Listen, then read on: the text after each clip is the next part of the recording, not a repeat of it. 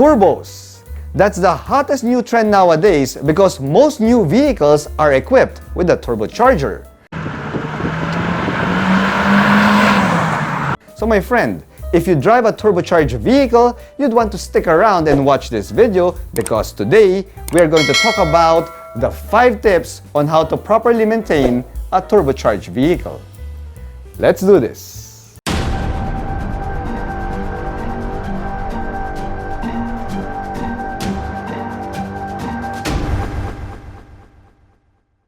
So, turbos. Now, why do car makers nowadays put a turbocharger even in regular sedans and crossovers? More power, baby! Well, dude pare, it's simple. You see, fuel efficiency and lower emissions. See, turbos allow car makers to shove in smaller displacement engines under the hood of their new vehicles nowadays without really sacrificing on the performance aspect.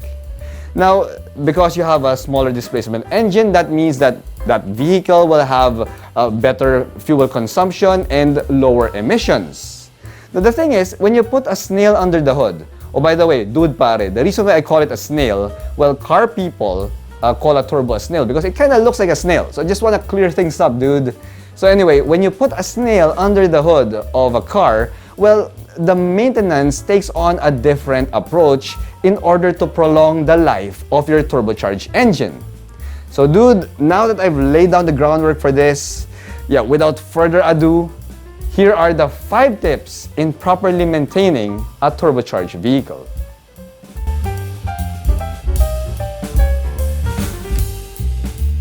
Alright dude pare, this first tip is a little bit on the technical side, but bear with me please. Now, most people, in order to save a few cents or a few pesos at the gasoline station, will put the cheapest fuel type in their vehicle. Now, the thing is, if you drive a vehicle with a turbocharger in it, the turbocharged engine generates more engine pressure or compression than a naturally aspirated car, a vehicle that doesn't have a turbo. Now, the turbo force feeds air into the engine, and that more air, mixes with more fuel, which will translate to more power. The thing is that more power also means that you're gonna get more compression, more pressure, and more heat in your engine. Now, if the fuel that you use, the gasoline that you use, is, let's say, a lower octane fuel, that means that there's a chance that this gasoline will ignite earlier than usual because of the extreme pressure and heat inside your engine. Now, if that happens, it's called engine knock. And when you get engine knocking, yes, that can damage your vehicle. Now, the good thing though is most new cars nowadays have in their computer programming, the ECU, there's engine management, where if you use a lower octane fuel, it will prevent engine knock. But by doing so, you also compromise on the engine's performance and also the fuel efficiency. No low power, baby! So trying to save a little bit at the pump means that you're probably spending more in the long run because you're not really maximizing the fuel efficiency of your turbocharged engine. Now, by putting the proper higher octane fuel in your turbocharged car means that this gasoline will remain stable even at higher temperatures and even at higher compression rates. Now, this allows your turbocharged vehicle to maximize power and also maximize fuel efficiency. So dude pare, in Tagalog, wag ka na magtipid. Follow the manufacturer's recommended fuel type. If it's premium fuel, then by all means, go for premium fuel.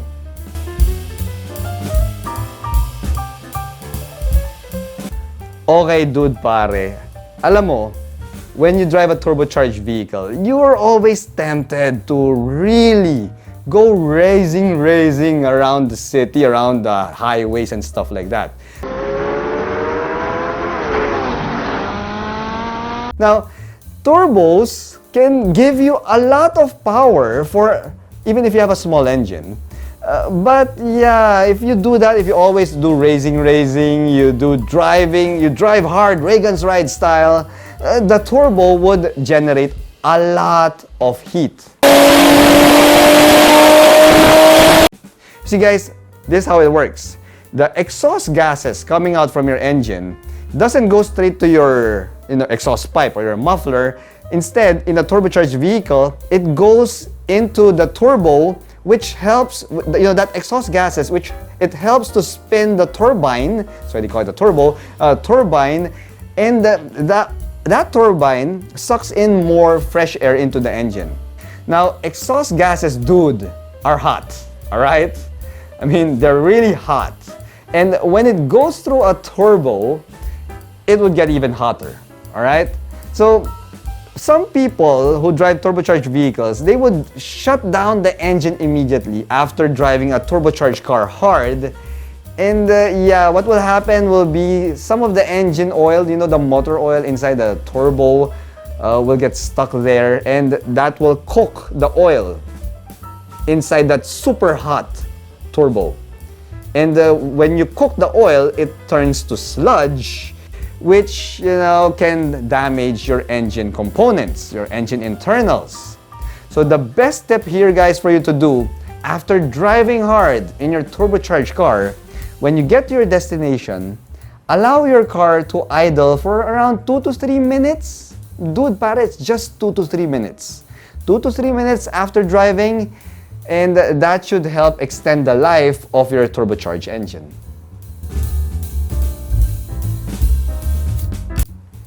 Dude, pare, just like gasoline, just like fuel, you can be tempted to use cheaper engine oil, motor oil, to save some money. But here's the thing, dude. With turbocharged vehicles, the quality of your motor oil, the quality of your engine oil is more vital than ever. Now, the engine oil, the main purpose of your engine oil is to lubricate and to protect the internals of your engine from heat damage. Now, as I mentioned, turbocharged engines, dude, it generates more heat than regular engines, regular naturally aspirated engines. So you have to really put a good quality engine oil in your vehicle.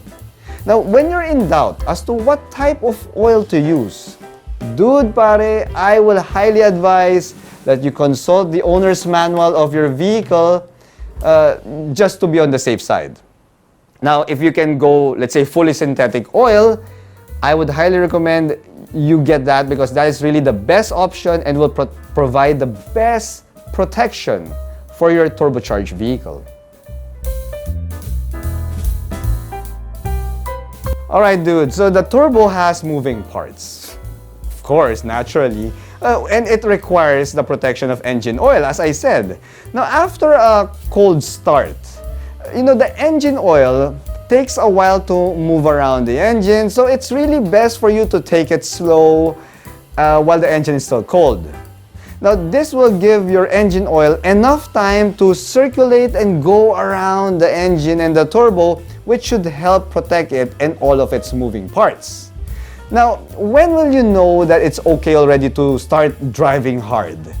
Well, my simple rule of thumb, and this is just me, dude, when the temperature gauge already reached the normal level, it goes between the hot and cold, and then that means that you can already drive as you usually would. Like in my case, I drive hard. Now, what if your car doesn't come with an engine temperature gauge? Well, you can probably drive slowly or carefully for 10 to 15 minutes, just to be on the safe side. But dude, that's also the reason why if you watch my reviews, I always give plus points to vehicles that come with an engine temperature gauge. Or better yet, dude, pare, just follow the PMS schedule of your car.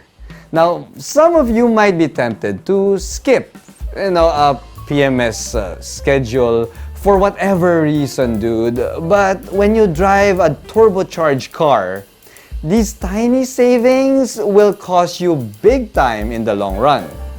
See, turbos force feed air into the engine, which means that, yes, your air filter also takes on more wear and tear. It takes on a bigger hit than usual.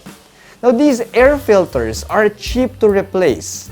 And dude, they're vital in prolonging the life of your turbocharged engine. So, dude pare, there you have it. 5 tips to help you prolong the life of your turbocharged vehicle. Now, do you want to see more tips like this in my channel?